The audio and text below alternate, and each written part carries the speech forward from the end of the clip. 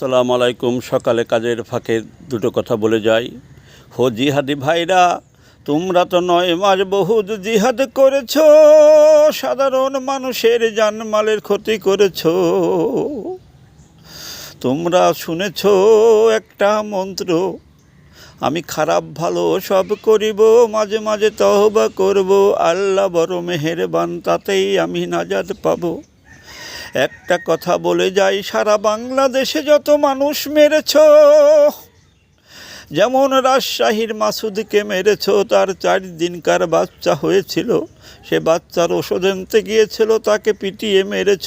সে মরার আগে পানি চেয়েছিল, পানিও দাও নাই। খারাপ ভালো সব করিবে, মাঝে মাঝে তওবা করবে, আল্লাহ বড় মেহেরবান, ক্ষমা করবে।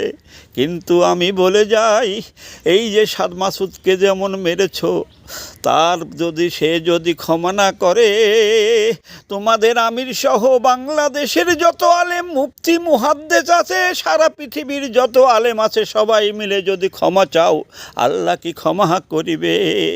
তাই বলি, যাদের ক্ষতি করেছ, যাদের জীবন কেড়ে নিয়েছ, তারা ক্ষমা না করলে তুমি ক্ষমা পাবে না।